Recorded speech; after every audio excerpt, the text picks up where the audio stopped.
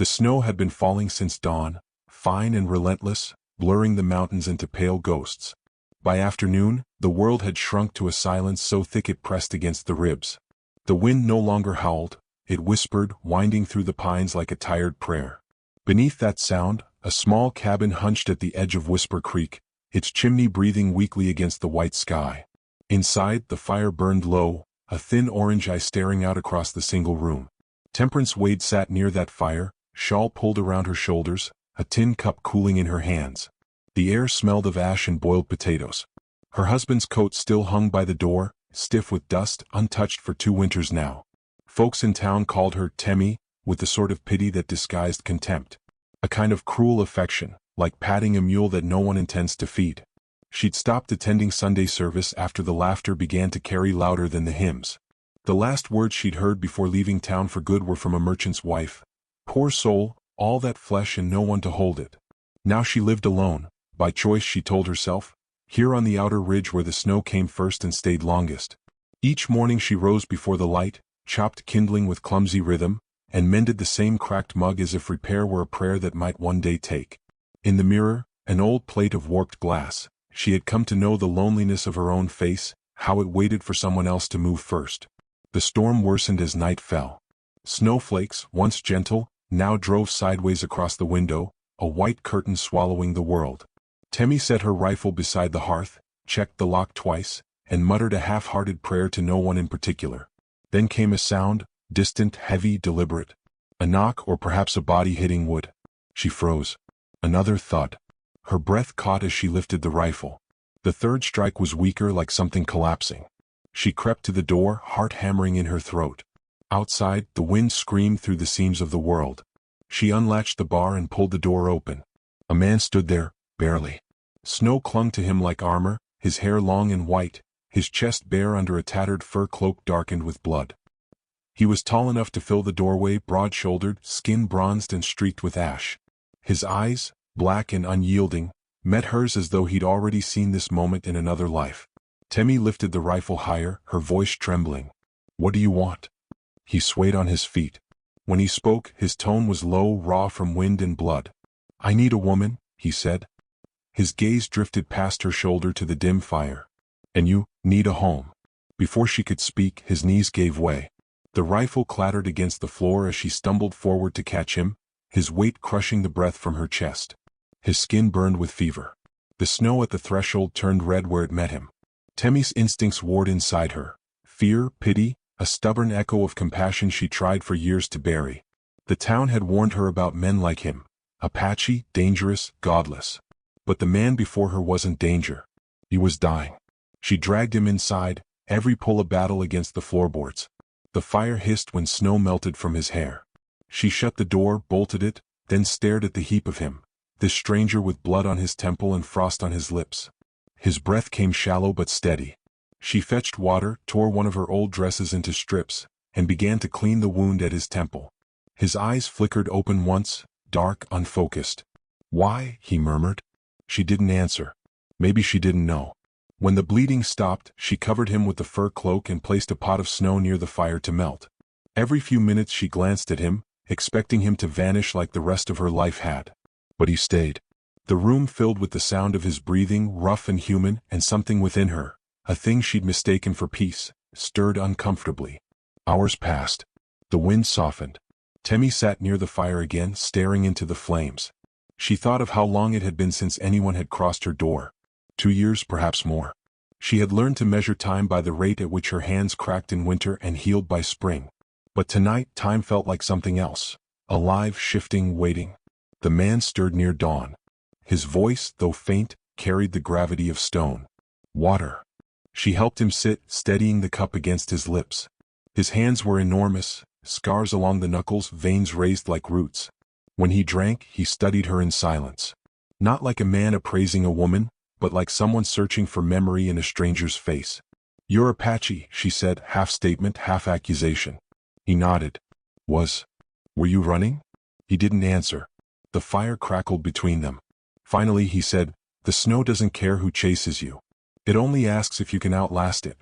She frowned. "You talk in riddles." A faint smile tugged his mouth. Only truth sounds strange to those who forgot it. For the first time in years she laughed, quietly, awkwardly, as though the sound surprised her. He shifted, pain tightening his features. Your name? Temperance Wade, she said, hesitating. But I don't much live up to it. Koani, he replied. The syllables rolled softly like wind through reeds. Means ghost hawk. The name fit him too well.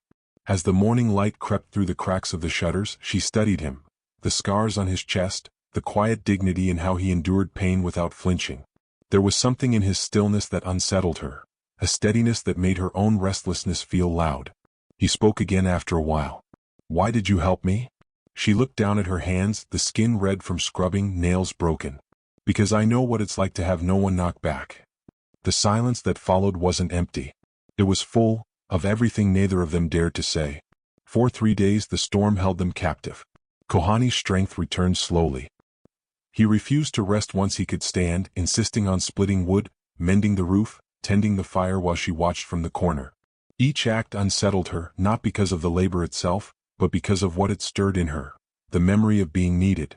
At night, she'd wake to the crack of ice breaking outside and find him sitting by the window, staring into the endless white. Why do you look like that? She asked once, half asleep. Like what? Like you're listening to something that isn't there. He turned his gaze toward her, the firelight catching the silver in his hair. Because the snow speaks, he said simply. It tells me I'm not finished yet. The next morning, Temi found her old wedding photograph face down on the shelf, its glass cracked clean through.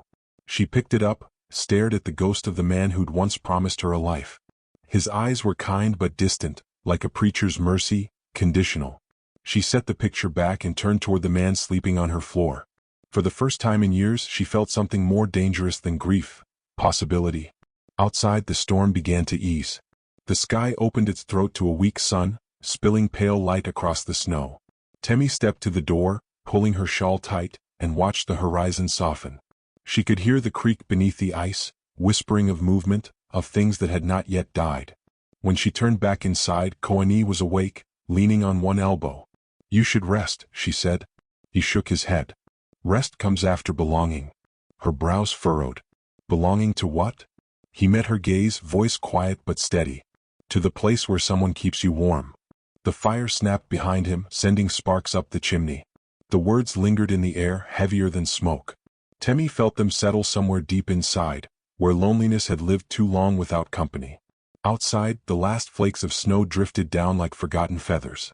Inside, the woman who'd given up on being seen stood before the man who'd never been welcomed, and for the first time neither looked away. The creek groaned beneath its frozen skin, as though warning the world that spring was coming. The snow did not end, it merely changed its voice. What had once fallen in soft sheets now drifted lazily, glinting under a pale, watery sun. The land beyond the cabin looked like a painting left too long in the cold, bleached, brittle, almost still. Within that fragile quiet, Temperance Wade and the man called Koani existed like two forgotten figures breathing inside a snow globe that refused to be shaken. He spent most mornings outside now, bare arms corded with muscle as he split wood into neat stacks. The rhythmic thwack of the axe echoed across the valley. Each swing sent up a halo of frost, catching the light in fleeting sparks. Temi watched from the window, her breath fogging the glass. She told herself she was only checking that he wasn't stealing anything, but her eyes lingered longer than they should. Inside, the cabin had changed in small, invisible ways. The fire burned higher. The air smelled of pine smoke and stew instead of mildew and silence. Koani had repaired the broken latch, sealed the cracks in the roof and cleared a path to the creek. He moved through her world with quiet purpose, touching nothing he didn't need to, speaking only when the words mattered. Once, as she handed him a bowl of broth, she said, "You work like you owe the place a debt." He looked at her, eyes steady, then returned to eating. Maybe I do. It wasn't gratitude that tied him there, not really. It was something unspoken, an understanding that neither of them was finished being alive, no matter how much the world had tried to convince them otherwise. On the third morning, she found him sitting outside sharpening his knife. The sound, a steady scrape of metal, wove itself into the soft hiss of melting snow. He wore only his fur cloak over bare shoulders, unbothered by the chill. "You'll catch your death like that," she said, leaning against the doorframe. He didn't glance up. "Death's slower when you stop fearing it." The simplicity of it made her chest tighten. She envied that calm, that surety. She had lived her whole life half afraid, of what people thought, of being alone, of staying that way forever. Koani, though, looked carved from the very land, unmovable, unashamed. Later, when she brought in the wash, she found the floor swept clean, her old rocking chair mended, the boots she'd left near the hearth patched and polished. For the first time in years, the cabin looked like it belonged to someone who wanted to live there. That night, over supper, she asked, "Why were you out there in the storm?" He chewed slowly before answering. "I was running." "From what?" "Men who'd rather I stayed buried." She waited for more, but none came. He looked up from the fire. "Your husband, he was a settler, yes?" She stiffened. "Was. What happened to him?" "Fever took him." She stared at the flame, remembering how it had flickered against the wash basin where his body cooled. "He went fast. Quicker than the good Lord warned me he would." Koani nodded once. "Sometimes that's mercy." The words sank deep, unsettling the stillness between them. Days blended. Snow thawed at the edges of the creek, turning the ice into glassy pools that reflected the gray sky. The hush of winter began to loosen, replaced by the sound of dripping water and the creak of wood stretching under the weight of warmth. When she ventured outside one morning, she found tracks near the edge of the ridge, boot prints, not moccasins. Someone had been there, watching. She said nothing at first, only bolted the door tighter that night and kept the rifle loaded by the bed. Koani noticed. "Someone came," he said quietly. Temi didn't ask how he knew. "Tracks near the creek." He nodded. "They'll tell the others soon." "About me." Her throat tightened. "Others?" "The men I ran from. Soldiers, maybe trappers. Doesn't matter. They'll come." She wanted to say, "Then go." Instead she said, "You're safe here for now." He looked at her then, really looked, and for a heartbeat something fierce and tender flickered in his eyes. "Safe," he repeated softly, as if tasting the word for the first time. "No place is safe for long." Still he stayed. That evening she found him repairing the fence with what he'd gathered from the forest. His hands moved with care, shaping each post like it meant something. She stood watching until her breath clouded in the air between them. "You don't have to fix everything," she said. He kept working. "If I can build it, it can't be taken so easily."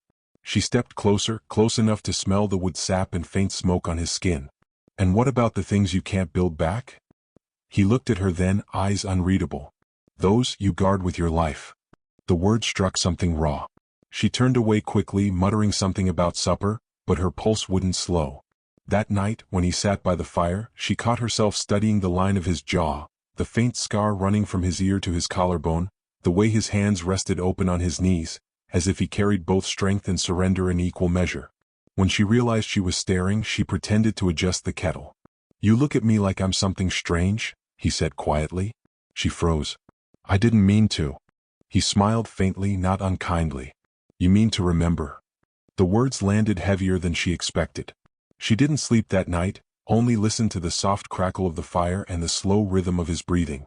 By morning the world had changed again. The sky was clear, the snow melting fast, and the creek gurgled with restless energy.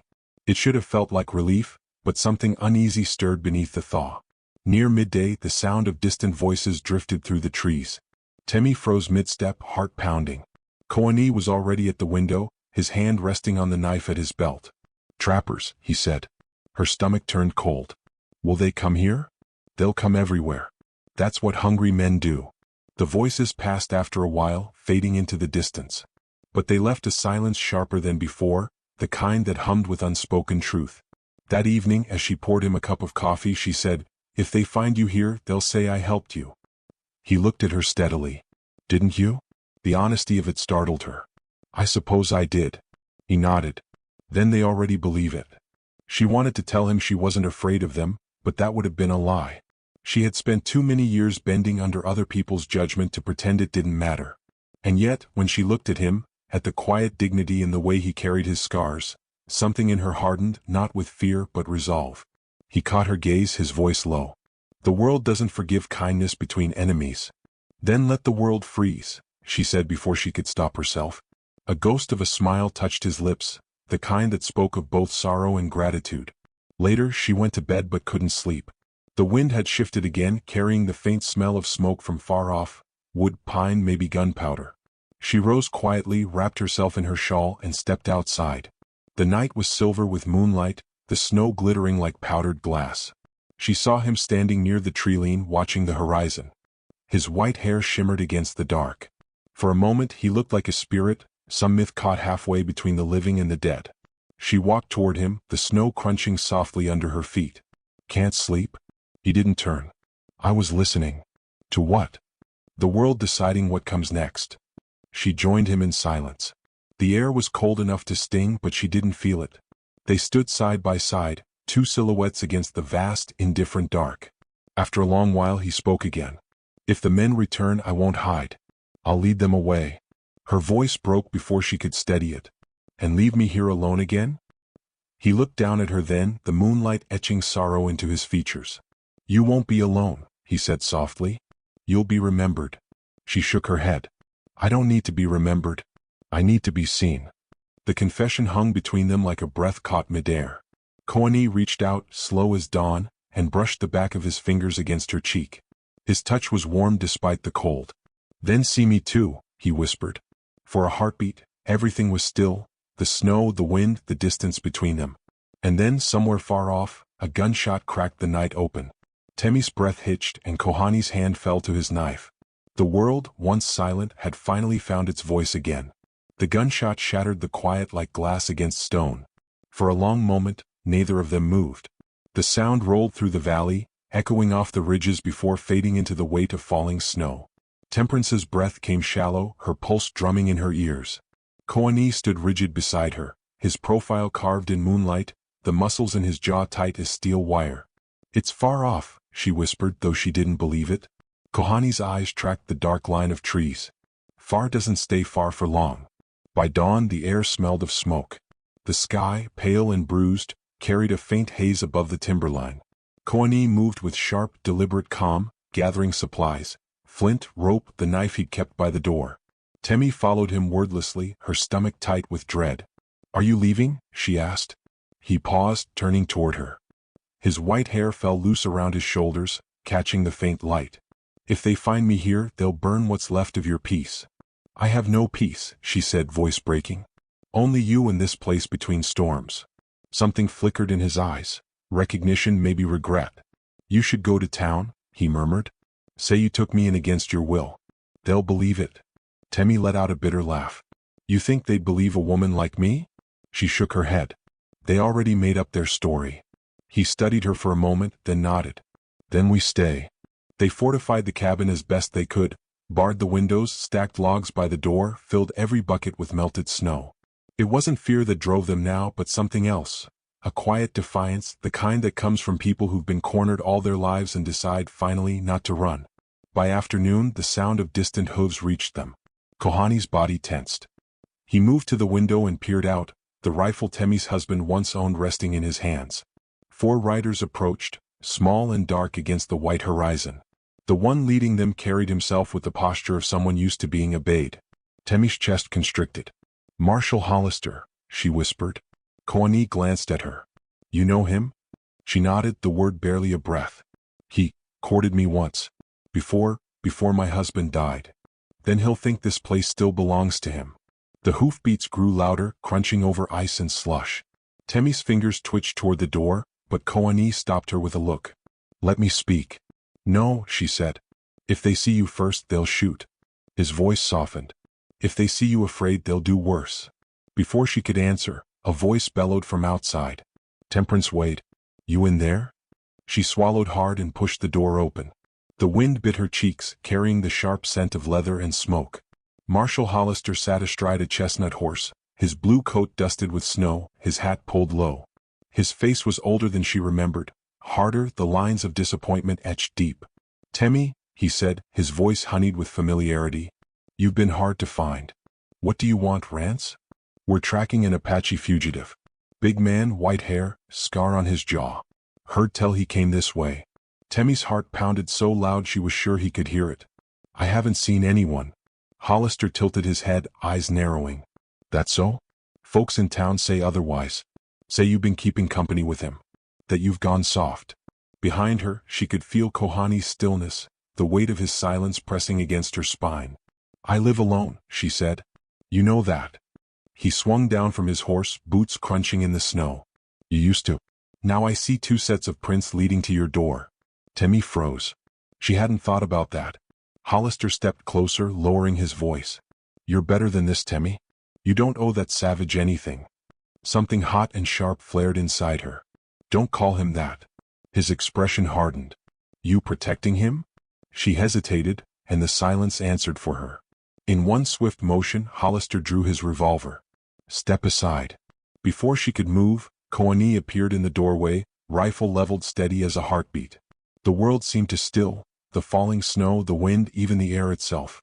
Put it down, Koani said. His tone was calm, low, absolute. Hollister sneered. You've got nerve, boy. Killing 2 men wasn't enough for you? I killed no one who didn't come to kill me first. Tell that to the widows down south. The marshal took a step forward, gun still raised. Temmie moved between them before she could think, her arms outstretched. Stop. Both of you. For a moment, no one breathed. Then Koani spoke, eyes fixed on Hollister. She's done nothing wrong. You'll leave her be. Hollister's lip curled. She's harboring a murderer. She's sheltering a man the world wronged. Hollister laughed, a harsh, empty sound. You talk pretty for a killer. Temmie's voice trembled, but it carried. Rance, please. He's not what you think. Then tell me what he is, Hollister snapped. She faltered. The words stuck like stones in her throat. Koani lowered his rifle slowly. Let me speak for myself. Don't, she whispered, but he stepped past her. His voice was even, each word deliberate. The men who died, your men, burned a village to the ground. My sister. My nephew. I took 2 lives to pay for 10. That's all the justice I could carry. The silence that followed was heavy as iron. Hollister's eyes flicked between them, his jaw tightening. You expect me to believe that? No, Koani said quietly. I expect you to remember your own mercy if you still have any. Hollister's hand trembled on the trigger.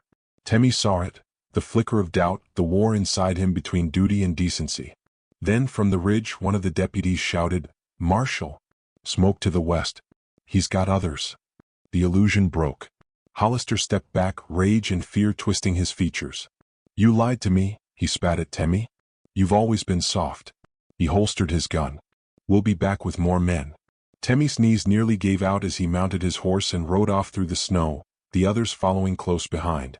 The sound of hooves faded slowly, swallowed by the wind. Inside, the cabin felt smaller than it ever had. Koani set the rifle down and sat by the fire. His expression was unreadable. They'll come again, he said. She sank into the chair across from him. Then we'll face them. His eyes lifted to hers. You don't owe me that. I owe myself that, she said. For once in my life. The fire crackled between them, its glow catching the edges of his scars, the curve of her jaw. The storm outside began to thicken again, snow rising like ghosts in the wind.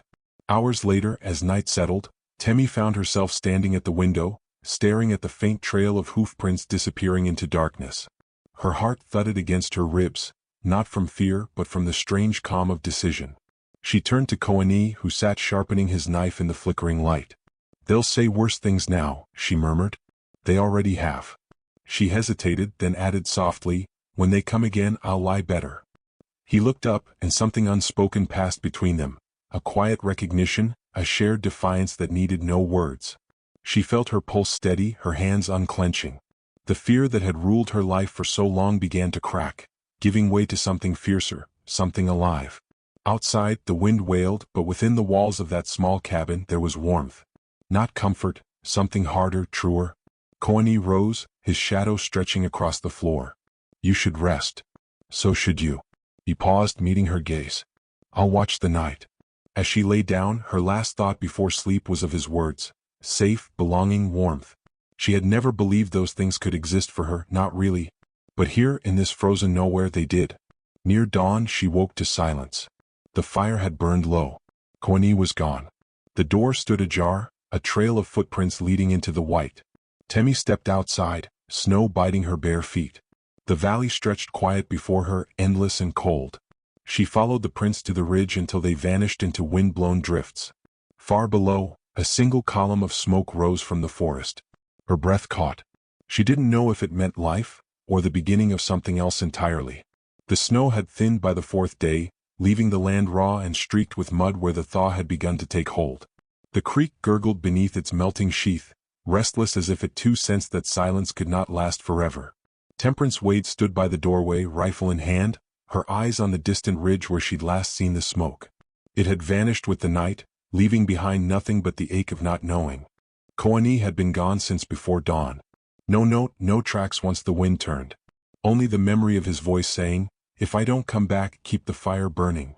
She had tried to hate him for leaving her again to face the world alone, but hate refused to come. What filled her instead was something quieter, something shaped like fear and faith tangled together. She fed the fire, patched the broken window pane with rags and waited, her mind turning over the sound of his steps fading into snow. By late afternoon, the first echo of hooves returned. She froze, heart leaping to her throat.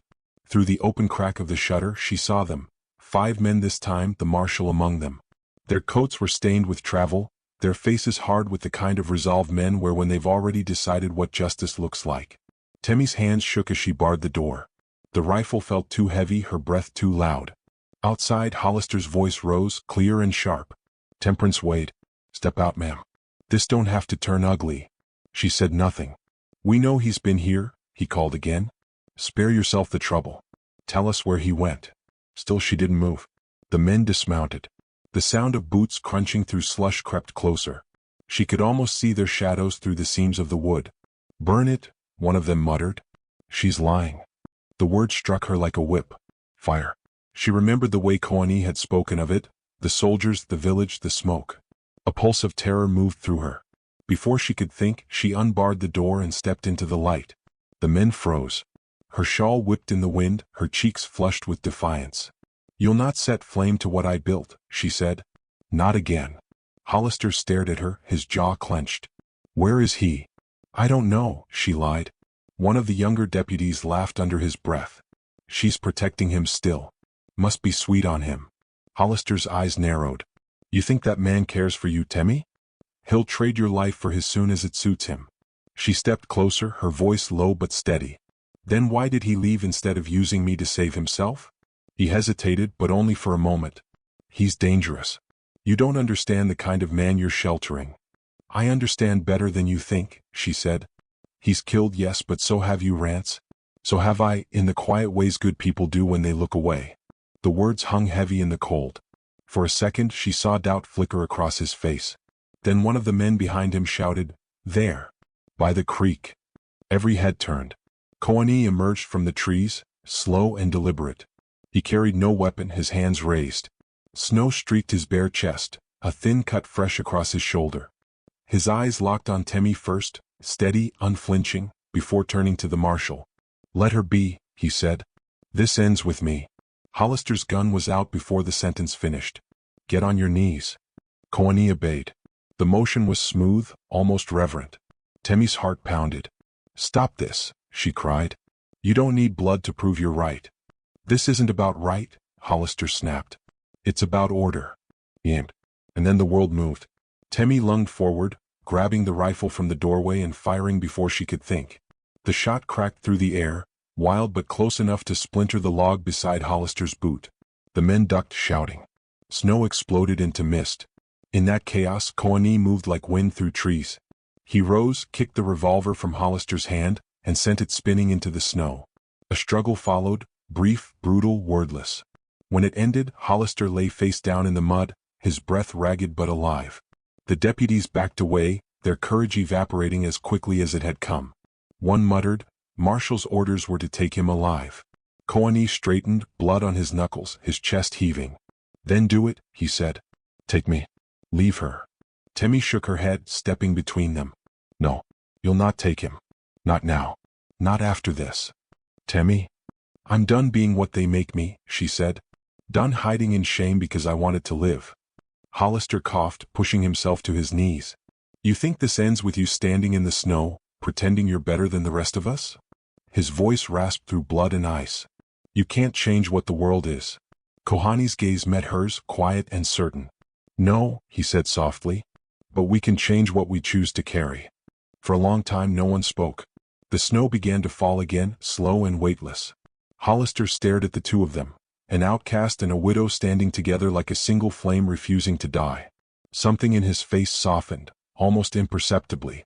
He gestured to his men. Let them go, he muttered. Ain't worth spilling more blood. The men hesitated but obeyed. Within minutes, their figures were swallowed by the pale distance, leaving only the three of them in the hollow quiet.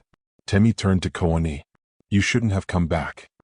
He wiped the blood from his mouth, smiling faintly. You'd have never forgiven me if I hadn't. Her throat tightened. You were supposed to live. I am, he said. Now. He staggered and she caught him before he fell. His skin was cold beneath her palms, his breath shallow but steady. They stood there, leaning against each other as the wind settled into stillness. When the sky began to clear, they returned to the cabin. The fire had nearly died, embers glowing faintly beneath a bed of ash. Temi knelt, feeding it slivers of wood until the flames came back to life. The warmth touched her face, soft and alive. Koani watched her from the chair. You don't belong to their world anymore, he said.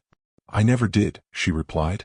Outside, the snow was melting fast, revealing patches of earth, wet, dark, waiting. She thought of the spring ahead, of the creek swelling with new water, of seeds that would need planting. For the first time in years, she could imagine a tomorrow that didn't hurt to look at. He reached for her hand. She let him take it. His grip was strong but gentle, the kind that asked, not claimed. What now? She asked quietly. We build, he said. She smiled faintly. What if the world finds us again? Then we build somewhere else. They stayed like that for a long while, listening to the slow drip of thawing snow. The firelight flickered across the walls, painting everything in gold. Later, as dusk bled across the sky, they stepped outside together. The air was heavy with the scent of wet pine and the promise of spring. The mountains loomed in the distance, solemn and watchful, their peaks crowned with the last breath of winter. Koani turned to her, his white hair catching the fading light. You gave me a home, he said. She looked back at the cabin, at the smoke curling softly into the evening air. You gave me a reason to keep it. They stood side by side as night crept in, neither speaking, neither needing to. For the first time, the silence between them felt full, like soil ready for new roots. And when the stars began to appear, small, steady fires scattered across the black, Temi whispered almost to herself, the world will talk. Kohani's gaze never left the horizon. Then let it talk. The wind shifted, carrying the faint sound of water rushing freer than before. The last of the snow slipped from the cabin's roof, landing with a soft thud. Temi looked at him, then at the mountains, their edges glowing faintly under the rising moon. The ache in her chest was still there, but it had changed shape. It no longer hollowed her out. It filled her. Somewhere deep in the dark woods, a wolf howled, low and long, neither sorrowful nor wild, just alive. Temi tightened her hand around his and whispered, Then we begin. And in the quiet that followed, the world exhaled, as if even winter had finally agreed to let them stay.